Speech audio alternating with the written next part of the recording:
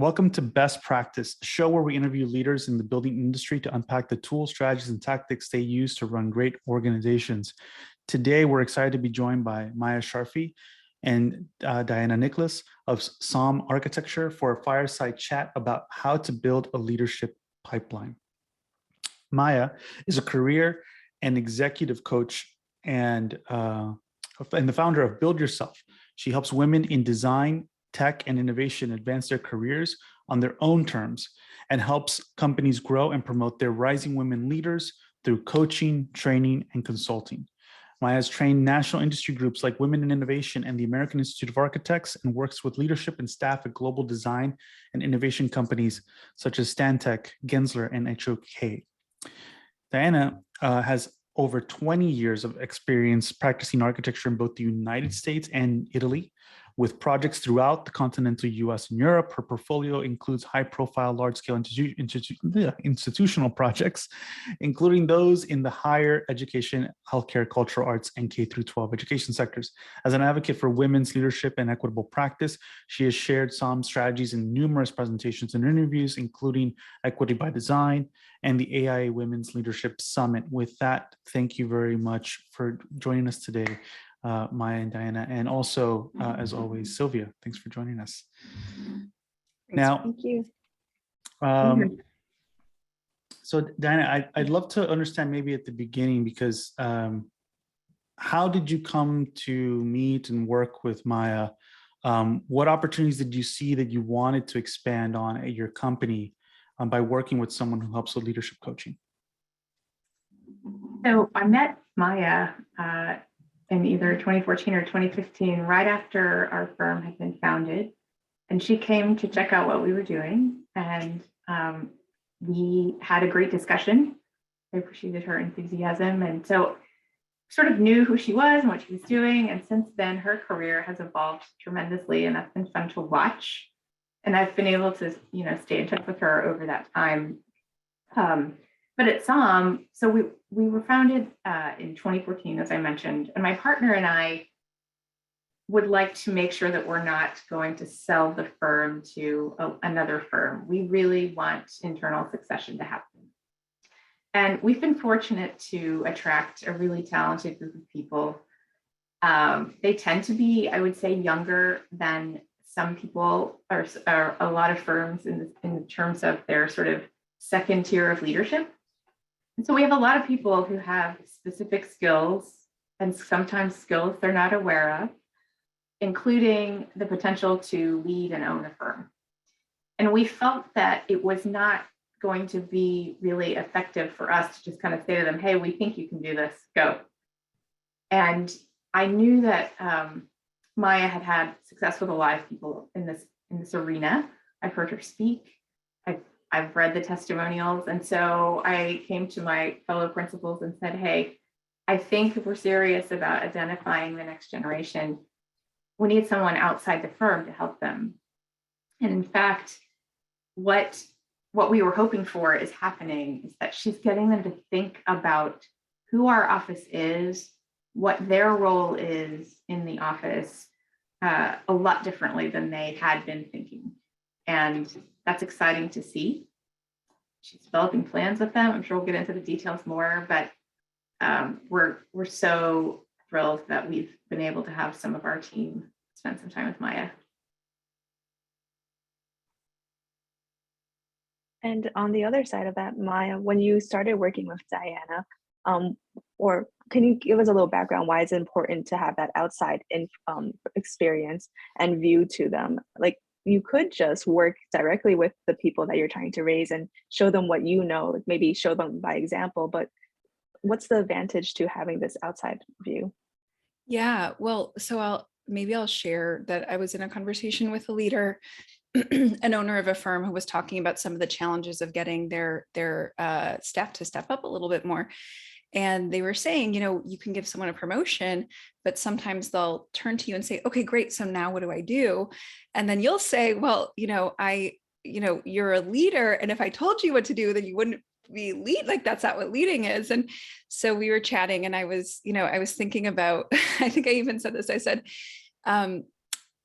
so the Supreme Court case around defining pornography, where the Supreme Court justices were like, I can't define it, but I know it when I see it, right? It's like, I know what leadership looks like. And if I tell you exactly what to do, that's not leadership. But for me, because I have a two-sided business, right? So I work with firms, but then I also work with, I've worked with hundreds of rising women. Mid-career is a big specialty of mine, but also senior leaders.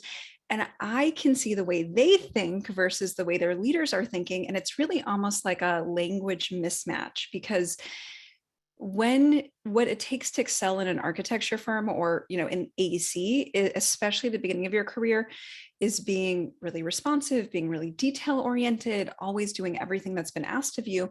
And I think sometimes we grow leaders into being like great individual contributors, PMs, and they've lost that language of how to initiate, because what has made them successful up until here are not those skills.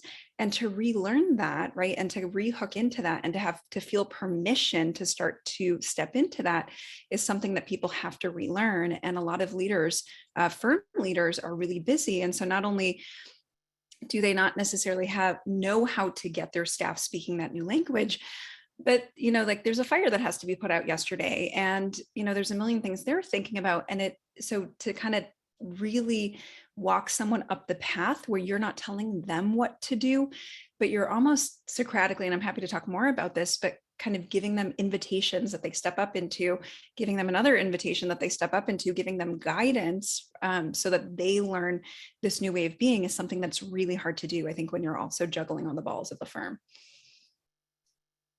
How do you, I mean, that's fascinating. I mean, I think in previous conversations we've had on the show, like, we've identified sometimes that there's like a gap. I think it has to do with the gap between, let's say, the top firm leadership, which is, depending on the size of the firm, it could just be the partners. And then, let's say, individual contributors are, at that level, right? The PMs. How would you craft or think through like the org structure in a sense? Because sometimes it feels like, when we talk about mentorship and we talk about like helping people, a lot of it's kind of like a band-aid in a sense for like a mismatched org structure, where, in the case of Monograph, let's say, like, we have it where it's kind of like you have individual contributors that roll up to managers, and those managers are typically in joining one-on-ones with their team and providing continuous feedback. And so there's almost like mentorship is baked into that org structure. Is there anything that you've identified over the years about like that gap? Like, is it, what would you suggest on that front, if there just isn't like a layer of middle management, so to speak, that can help? Well, I think a lot of firms do grow people into, let's see, I think that PM to leader to kind of senior leader is a totally doable gap. But I do think that that's a moment where people need to learn how to think differently. And there's a couple of barriers that show up. So for example, one of the women who I worked with at saam, there was this aha moment where, she's a highly accomplished PM. But she said, we were talking about building her existing project work into new projects. And she said, oh, it just never occurred to me to talk to my clients about other potential projects, right? To grow into biz dev, because I thought, well, that's what Ed and Diana does, right? And so, there are mindset barriers, and those things can be especially, I would say, insidious for women. And, happy to talk a little bit more about why that shows up for women, which I think is part of why we see that leadership gap jump. But I think sometimes there's also the other structural challenge, which I'm sure folks listening, if you run a firm, you probably have faced this. I know Diana's faced this, which is, you're not just leading that. Marjan Pearson, who I actually met and connected with through Monograph, actually, we had a virtual coffee date after I heard her speak. I thought she was amazing. But she talks a lot about leader doers, where you're not just selling the work, you're also doing the work. And I think, and I'm sure Diana can weigh in on this, it's really, really hard to balance being in the projects, but then also thinking at the firm scale. It takes discipline. It's a form of telescoping. A big thing I work on with rising leaders is getting them to prioritize not just the project work in the next deadline, but thinking like a firm leader, but I think it's hard even for existing firm leaders to do that transition, because there's a lot. I mean, Diana, maybe weigh in and say what, like, that's, I think one of the number one challenges I see, even with high level firm leaders, unless you're in a really large firm where you just have no hands in project work anymore. I totally agree. Yeah, I feel like, so I tend to do a little bit more biz dev than the other principals, but we all do it in some form or fashion. And so telescoping is a great term for it because it's constant. It's, writing proposals and getting into the weeds of that, and then having to go to an estimate reconciliation meeting for a big project. And it's just such a shift in mind. And so I don't have as much time as I would like to sort of think about, okay, who do we want to grow and how are we going to grow them? And how are we going to let them explore what they want to do, what they're thinking about? But I think there's also this flip side of it that the principals benefit from, in that people are bringing some ideas to the table that would never have been on our radar. And that might be a sector of work. That might be how we recruit and grow people. It might be how we train PMs, any of those things. And so that's actually wonderful. So it's the first time that these people are often thinking at this level about these things. And it's really exciting to see them coming with great new ideas. And so now we're all hopeful that they're sort of empowered to continue to do that. Yeah, and maybe one thing I'll just weigh in on that is that part of this work, so when you haven't really led at the firm level, right? And let's talk specifically about business development, because that's usually one of the biggest jumps, right? From doing the work to starting to lead and get the work and bring the work in.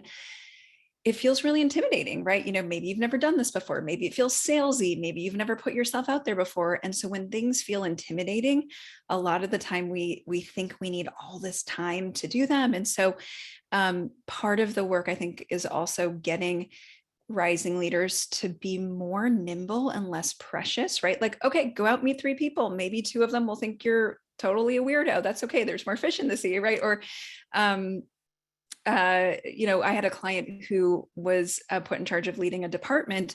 She was like, I need to carve out time for the strategic plan. And it was like, she needed 3 hours that never came. And I was like, okay, well, you're a leader. We're going to make your strategic plan in 10 minutes, right? I'm setting the timer. What are the 3 biggest challenges in your department? I'm just going to write them down. Okay, we're going to go through them. Let's see, we have 6 minutes left. What are the 2 to 3 things that you think would be most effective for solving this one problem, right? And that's part of the process I'll take. I take the clients that I work with in a program like the one I did for saam, is I'm like, okay, let's say you were the sole shareholder. Without writing a PhD on it and researching all your sources, what do you think are the core issues, and getting them to tap into the knowledge they already have through having to work with time limitations, which is a way in some ways to kind of force you over imposter syndrome that says, I don't know enough. I have to go research it. I need to find out what the right answer is from someone else. And so I think those skills can also be really helpful at the leadership level, right? To realize it would be great to have a half-day retreat to talk about business issues with my colleague, but if that's not going to happen, how do I make sure that's doing that in between the reconciliation meeting and this other thing?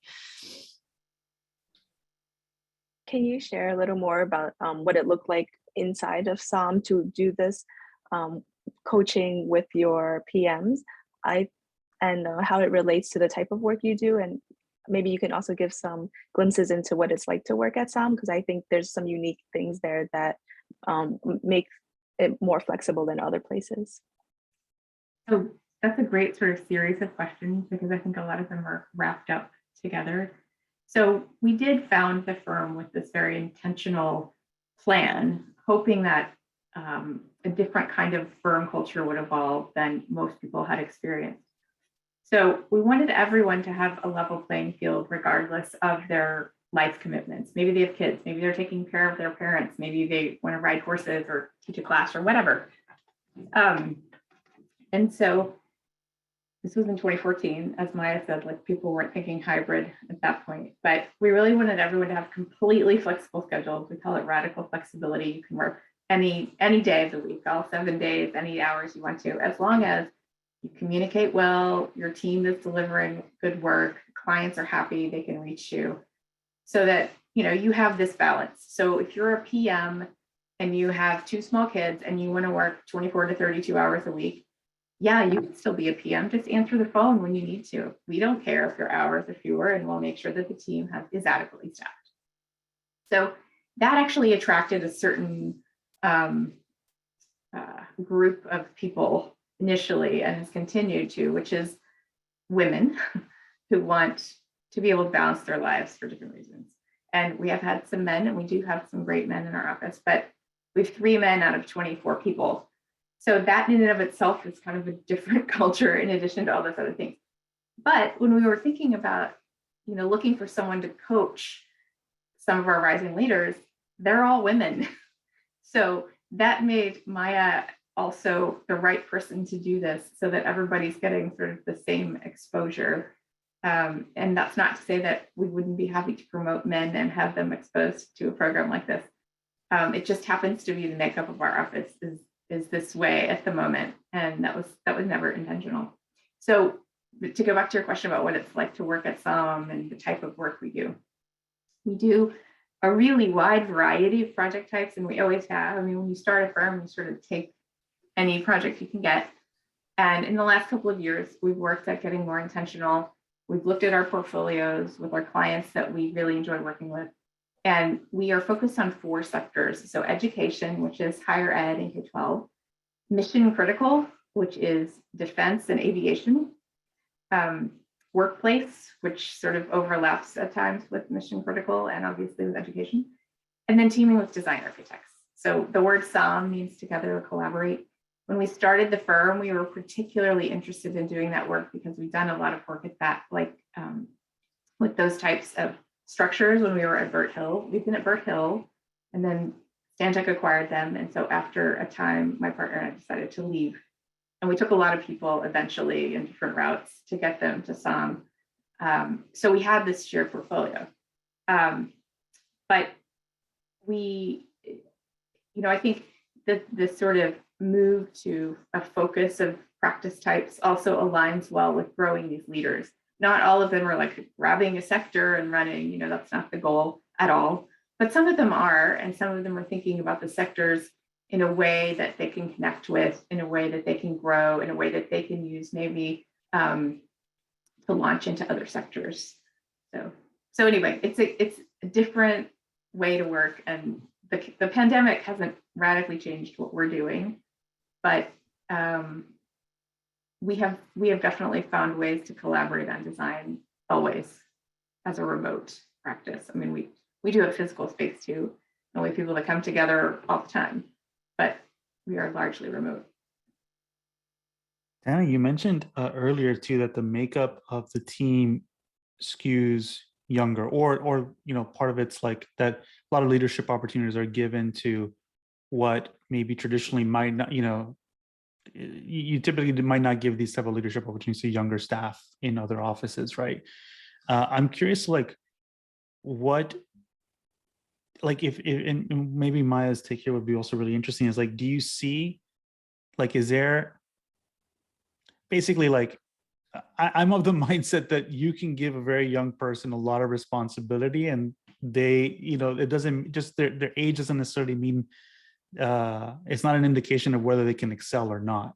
It has no correlation, essentially, that you can, and there are examples of that. So I'm curious, has that proven to be true? And if so, Maya, maybe for you, have you noticed any difference at all in terms of a person's ability to kind of rise up to the occasion of being a leader, or thinking through this? Is that in any way impacted by some of these preconceived ideas that the industry might still think about? So how did we get to this situation where we have sort of what I would view as a younger group of leaders? Part of that has to do with retention. We have a pretty high retention rate. So we have people that had been working, 3 to 5 years, let's say, when they joined us, and now they've been with us 5 more years. And so they know how we work. We all work well together. And because we brought some of the leadership that we had worked with at Burt Hill, or a lot of it, we kind of had this leadership level. There are 4 principals, and then we have what we call an emeritus principal, and she's She's not working all the time, but she still helps with quite a bit. So when we began, like those of us who were more senior were doing all aspects of the work, and then the next level down was kind of doing theirs. So as the principals have grown, the next level, which happened to be people that were in the sort of like at that point, let's say 7 to 12 year zone, they started growing and they started doing things. And I mean, we came from a culture at Bird Hill. Like my partner hired me when I had 10 years of experience to start at Bird Hill, and very quickly, like threw opportunities at me that no one else had ever even thought about. And I was able to take advantage of them and look at what I wanted to do. And I was one of those people that never thought about owning a firm or being a principal. I distinctly remember when I moved to Boston, somebody asked me if I wanted to be a principal, and I said, I'm not going to be a principal at a firm. No. So I think you need people to actively tell you this. And I think that situation is more predominant with women. I think they are not considering that in ways that they should be. So that's also part of the work that Mia is doing. It's wonderful. Yeah, I would say that I'm of the philosophy that results matter more than years. And I don't even use the word when age, I use the word years of experience also, because sometimes you have people who return to the field, after taking time off for whatever reason. And so they might have, 5 years of experience, but be in their 50s, right? But what I'll say is that a lot of the time I like to kind of focus on experience. I like to focus on results that people generate. I think that's really the test, right? You can have people who have had 20 years of a career, but haven't really been pushing themselves. And sometimes I would say that people with less experience want to move forward faster than the results they're generating allow for. And I think kind of honoring the excitement, but then also being really clear about, this is what we need to see from you. This is what we like. This is what success looks like. But yeah, specifically to kind of pick up on what Diana said, one of the dynamics that we see with women are women can be more likely to have imposter syndrome because we are more likely to socialize women to be perfectionists, to try to, please the teacher, to feel like they have to do everything right before they start. I run a coaching program for aspiring women who aspire to be partners and principals of their firm. And around the time that I launched it, I had a male friend from when I used to work. I'm a landscape architect by training. When I used to work with a male architecture colleague, and he reached out to me because he's like, I want to be a principal. I want to get there faster, right? And I was dealing with, there was like a whole layer for the women that I was working with, which was, can I do this? No one's ever told me I can do this. Am I qualified? I'm not good at selling. How can I be responsible for the paychecks of everyone else? What if I disappoint them? What if I fail them all? What if there was this whole layer of mindset stuff.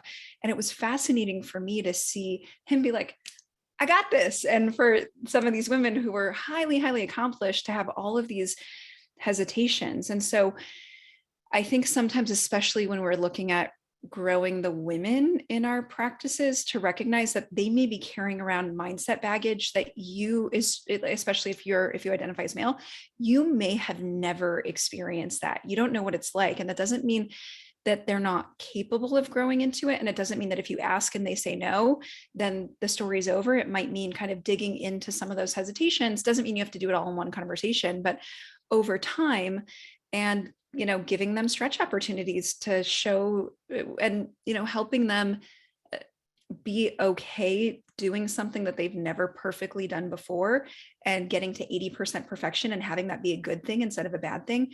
There's also an unlearning that I think needs to happen, because early careers can be great for people who are socialized to be perfectionists, but then it stops serving you as you need to move into higher levels of management and then ultimately leadership.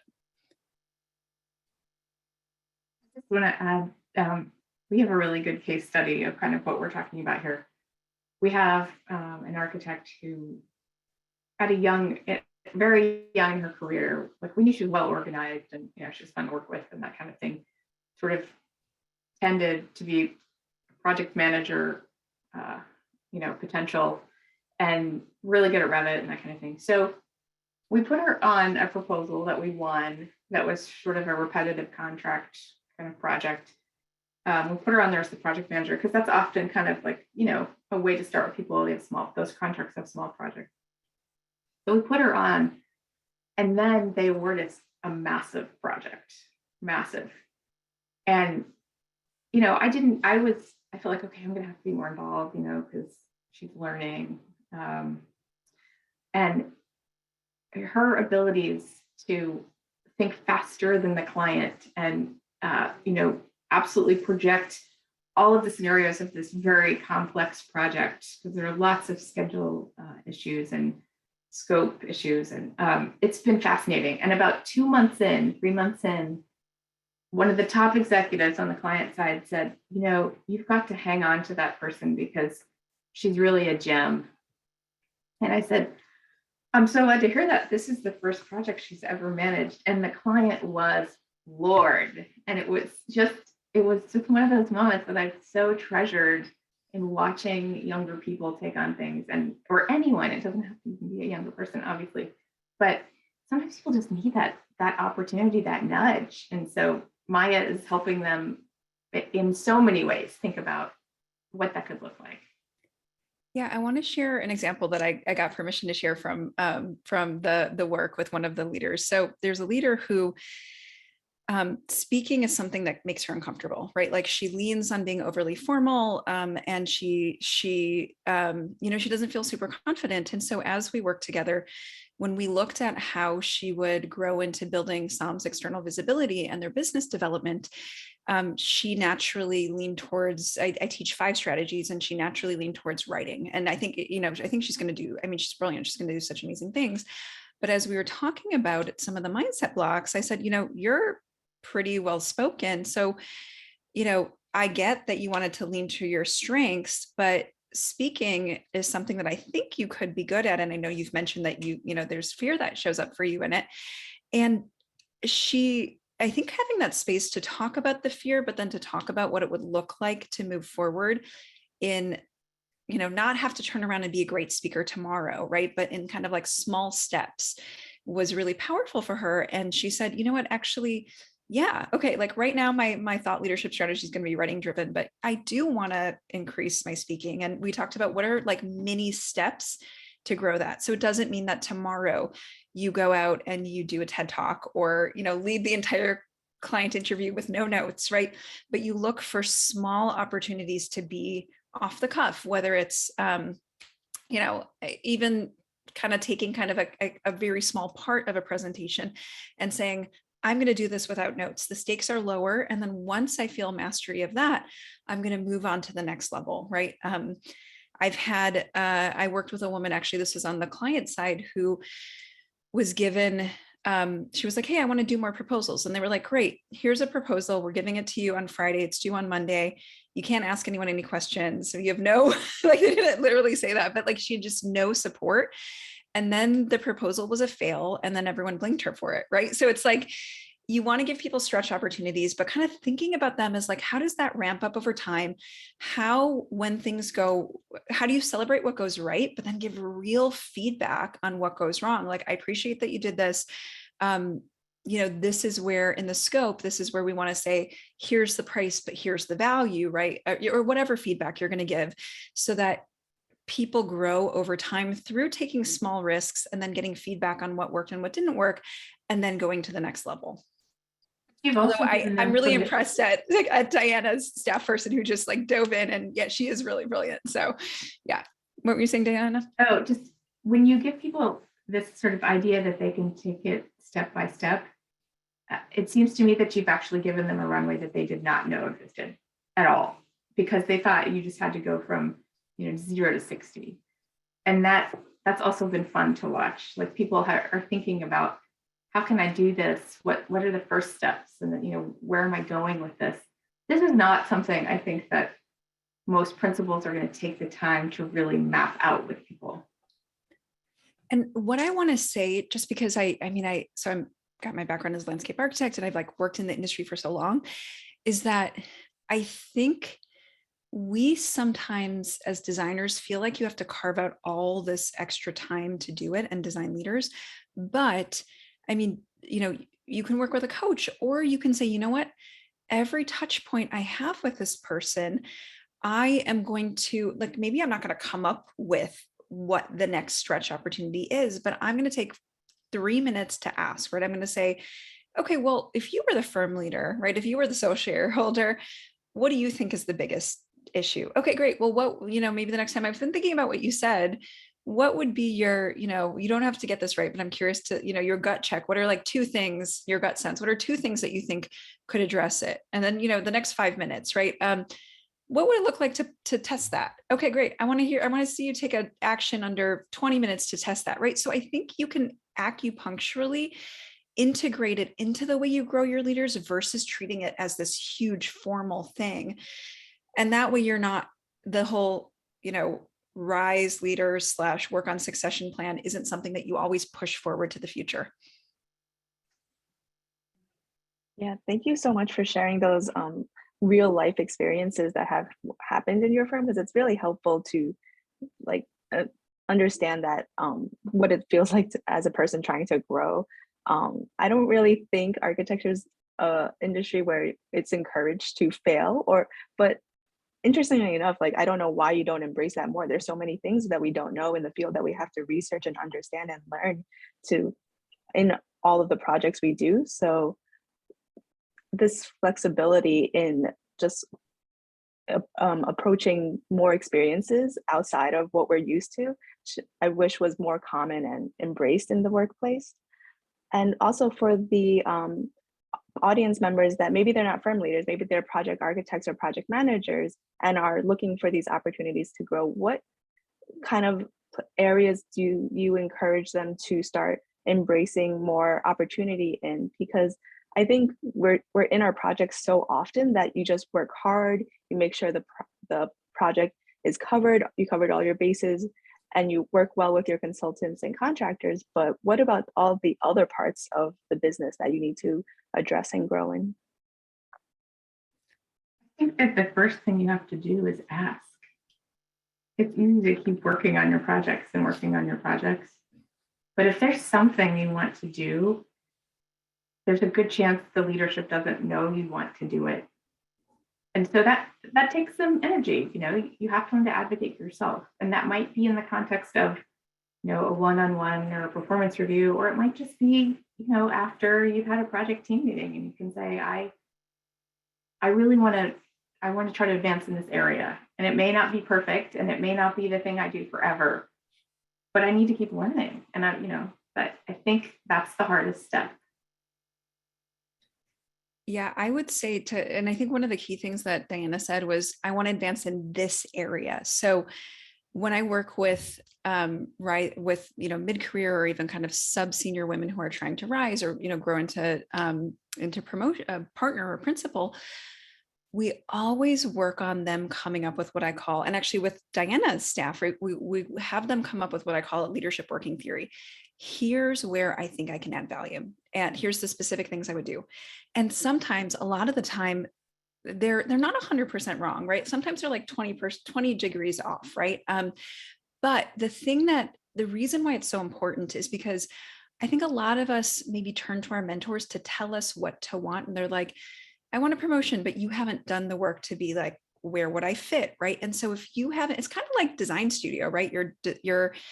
Your professor doesn't tell you what to design. You design, then you get feedback on it. And it proves, number one, that you can take initiative. Number two, that you can think strategically and independently, right? I can't define leadership, but I know what it is when I see it, right? And then it gives your leadership something to bounce off of, because they can say, okay, well, that sector has actually never really worked for us because of these reasons, or the profitability is low. And then you learn from that feedback loop, versus I think if you just go to them and you're like, how can I grow? Then it puts all the work on them to have to figure that out. And their core competency is usually not, how do I grow leaders, but like, how do I make sure projects are done efficiently and effectively and, support clients? And so it's a way to step into the mindset of leadership through the way you make your leadership request. And So that's the way that I always advise folks to do it. And I think it also is much more effective with leaders as well, right?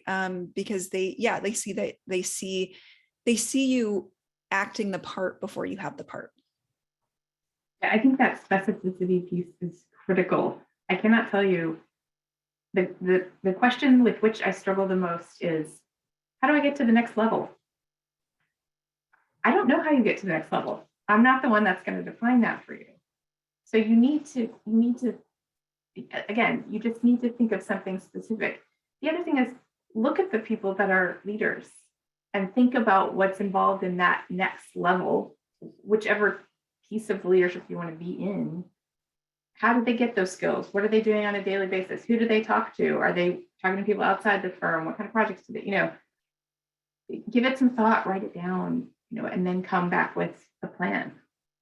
And I think that's a really impressive way to approach that question, other than just wide open, like, how, give me a list of boxes I can check.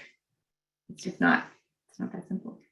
Right. And I think, so this is, I guess, advice both for firm leaders, but then also for people who are trying to grow in their firms, because this is actually how we start our first sessions in this program. Is we start by having folks assess their core strengths, hard skills, soft skills, and then also the things that they value and care about and want more of in their career, right? And so they start with their strengths, but then we go through kind of a two-step process. So first I say, okay, take one of these strengths at a time, and then we start kind of combining them.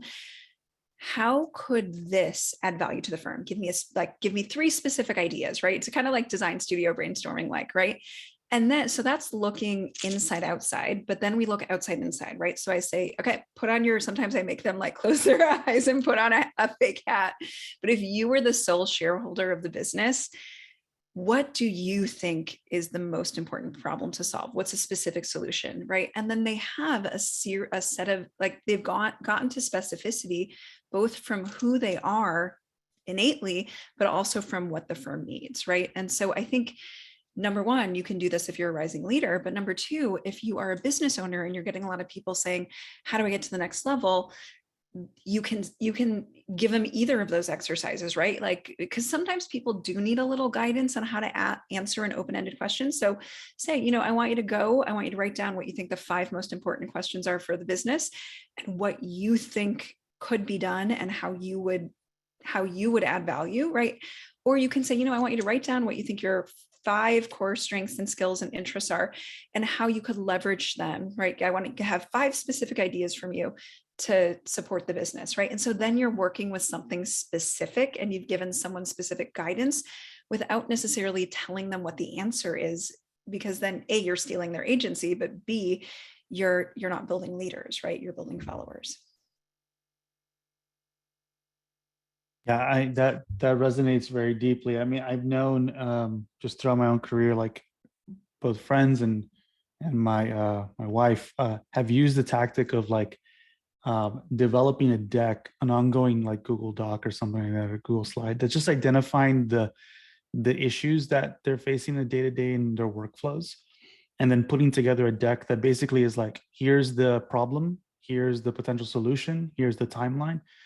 And like, that has been one of the, almost like the cheat code for how to get promoted very fast in an organization, is just like identifying problems and like coming up with what the solution is. And actually, just because, I mean, as you both mentioned, right, it's like a lot of times I think there's a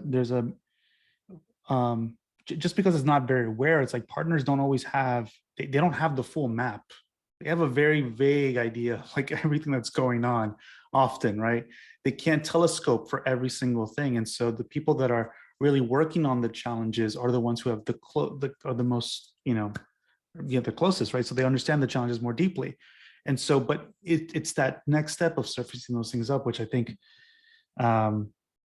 is almost like this is the gap that you both mentioned and identified. And it's like, I think it is almost like the cheat code, because I've seen it play out where it's like, when you're able to really take ownership of that and like just even suggest it, it's also even, sometimes it's the firm is also not the right firm maybe to accept those ideas, which we also to recognize, right? Like, people listening might feel that way. But even that practice alone, you can take that to the next place that you go to and say like, hey, I've had these ideas. Like the portfolio isn't just the work, like the design details, all that stuff. It's also like I put together this diagram that showed like some of these workflow challenges we're having. And here's like the setup. And there's probably another firm like Saam that might value that if someone like that were to apply. So yeah, I really thank you both for that context. It's incredibly rich. Yeah. We also have people that have identified problems that the clients have and just presented them with solutions that they have not So good. ever considered. And that's exciting to see because you know that will transfer internally as well. So they're always things that I haven't noticed. So it's really exciting and the clients are thrilled. So it's a good skill to have. Yeah, Diana, I'm wondering, are there any examples that come to mind of insights that some of your rising leaders had that, maybe you don't have the same perspective, so they were new to you or surprising to you or just framed slightly differently for you? Oh, there are many, many. I think, and we've talked about this some, the fact that we have somebody who is recognizing that, first of all, we need to recruit more people in this sort of 3 to 6 year zone, but then how do we help those folks grow and what do we do? What opportunities do we give them? What do we offer to them? I think that's one example of many. Yeah. She was great in the sense that she both identified, oh, this is a challenge, but then also said, I think what we need to change is internally, operationally. We have junior project managers running projects, but still the senior person is sometimes still often taking the lead. And so how do we actually flip that relationship and what would that specifically look like? And because she's in these projects, she might see details that like George, you said, right, other folks may not see. And so it's sometimes you wonder how many ideas are out there that you're not getting access to, right, from people who really see those nuances. So I really appreciate this.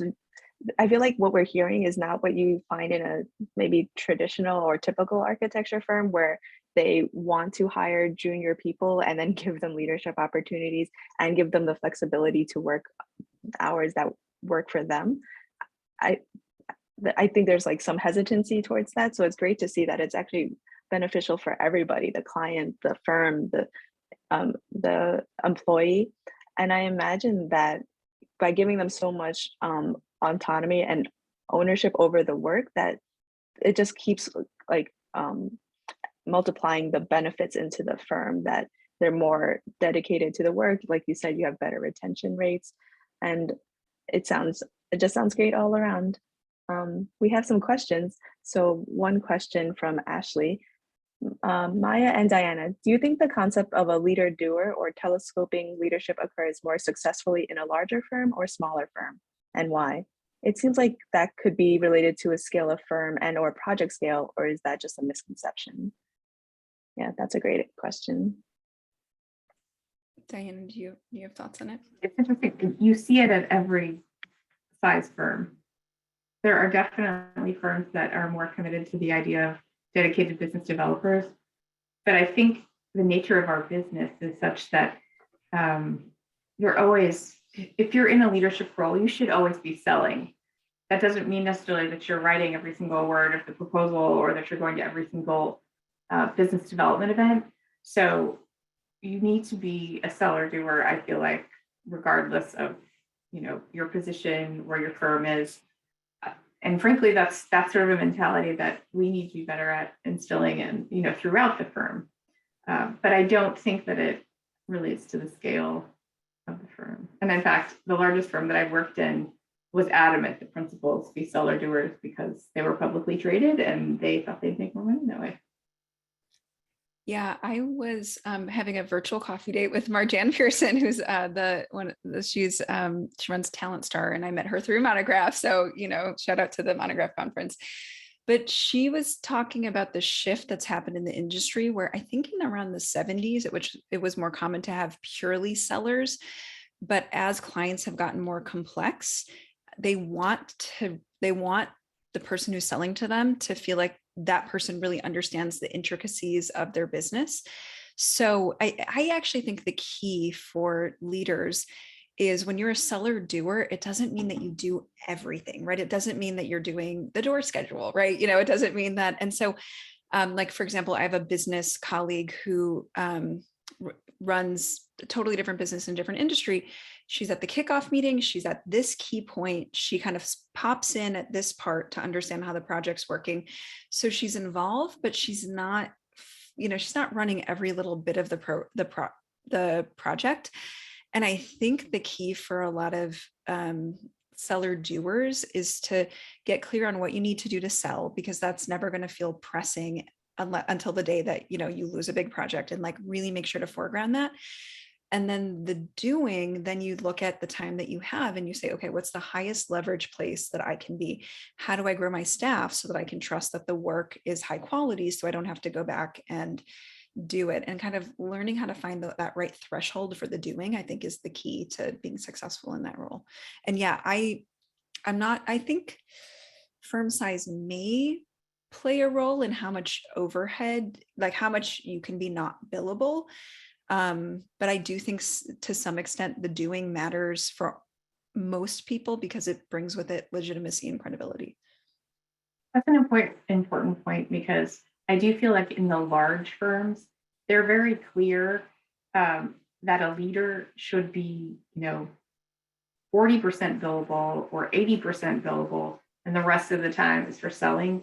So the role still exists, but it's much more defined. Like, we expect you to bill this much every year and bring in this amount every year. Whereas in a firm like ours, it's just what, it is what it is, right? Yeah. And one huge mistake I think firms make is to not give rising leaders a small percentage of non-billable selling time. Because if you're, like, let's say that you have really limited hours for childcare or whatever, if they're like, no, you got to do it on all of your extra time, right? It's definitely going to take some extra time if you've never done it before. But even just almost like a nominal amount that says that we recognize that this is part of your job, I think that it's a way of signaling, this is how we want to see you. Like, we see this is what success means, and we're not just saying it, but not backing it up. That's my perspective. You mentioned my ears perked when you said what's the highest leverage thing you can do? Sylvia knows that I use the word leverage a lot, as much as maybe too much on our team. But what it points to is kind of maybe a framework that you have on prioritization, or mental models that you're applying. Is that part of the exercise of building leaders, is also communicating certain mental models that maybe are appropriate for the work that they're doing? I'd love to hear a little bit about that, of what kind of mental models have you educated people on? Yeah. So we spend we go through a 5-step process, and the 5th step of the process is called Smarter, Not Harder.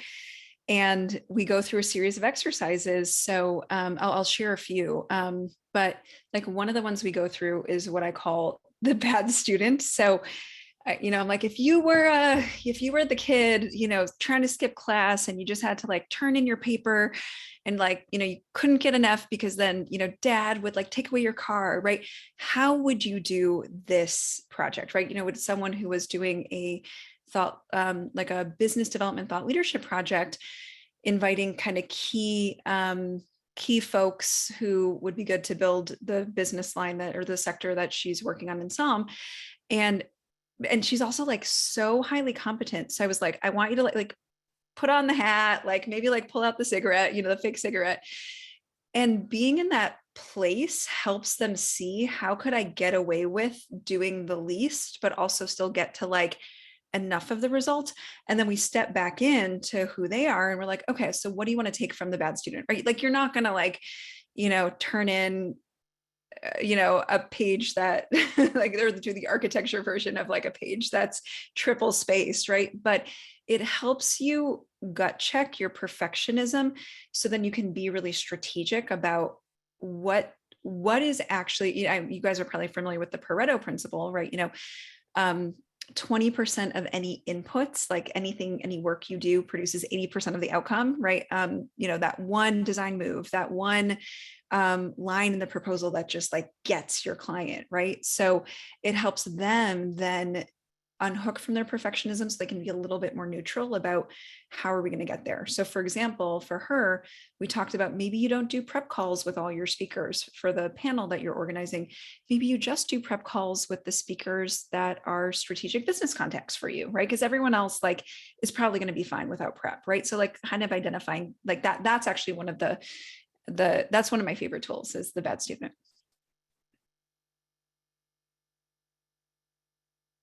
I'm curious, Diana, if you've seen, I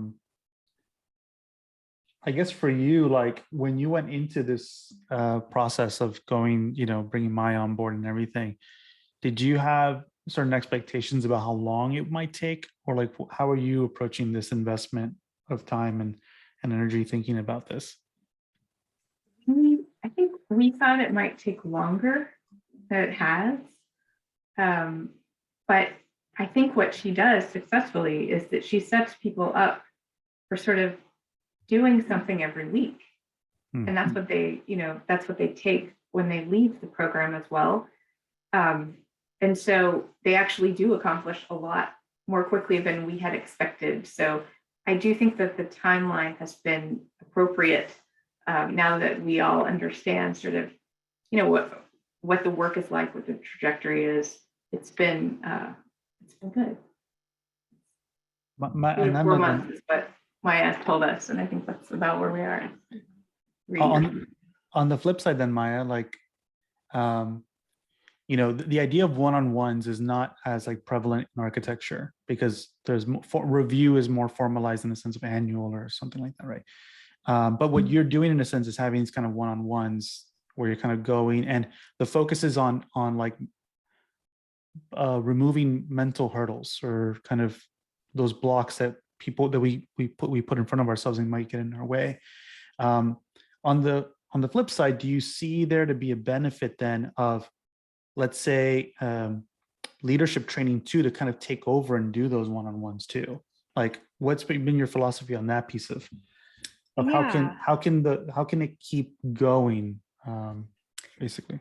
Yeah, maybe I'll take that on kind of like two levels. So for example, some of my coaching programs combine group with one-on-one. There's key things like this is just kind of like the same as kind of being high leverage, right? There's key things that need to be done one-on-one, but not everything needs to be done one-on-one, right? So for example, identifying core mindset blocks is a good thing to do one-on-one, or helping people understand what their skills and strengths are is the kind of thing not best done in a group, right?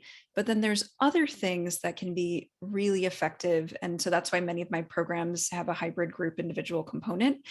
So I think kind of like being a design thinker and saying, okay, which of these, like where will people not get the answer they need if we don't do it one-on-one? And then kind of looking at the rest of the process.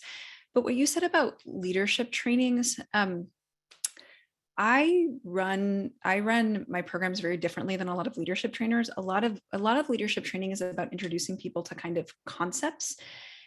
And maybe it's because I came through like studio and design and landscape, but landscape architecture, but I just feel like you don't know it unless you apply it. And so for me, I keep formal training to a minimum, and it's like giving people just enough concept to then say, okay, apply this, right? Come up. That's why we focus in our second session. And I want to hear your three business problems and 3 solutions, right? So because then you can do a lot more with the application than kind of like that formal top-down knowledge that sometimes happens in leadership trainings.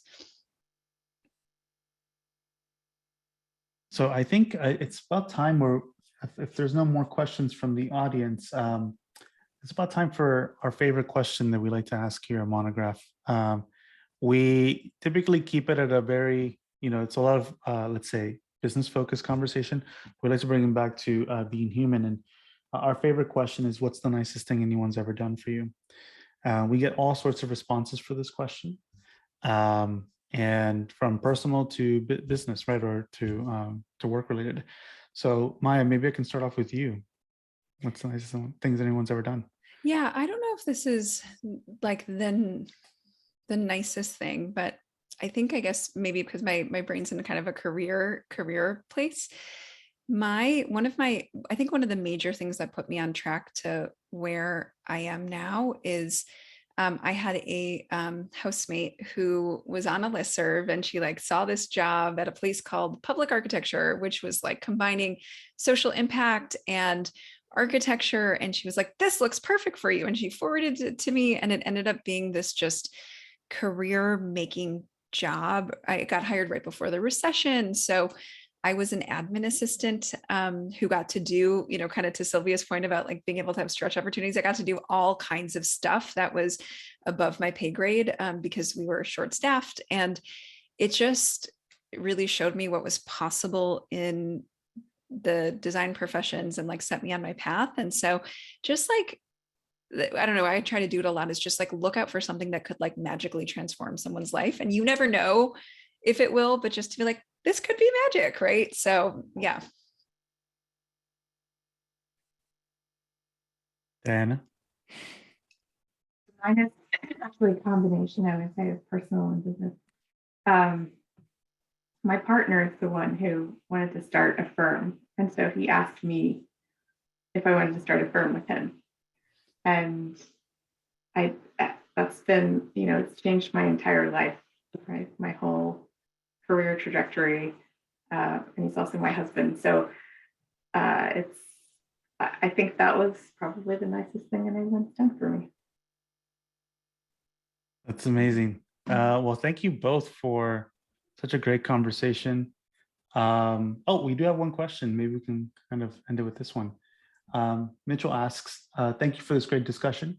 As an up and coming, struggling PM and leader trying to learn how to teach, do you have any insight into teaching leaders how to teach? I would love to give a book recommendation. Actually, two. Radical Candor is my favorite book on management.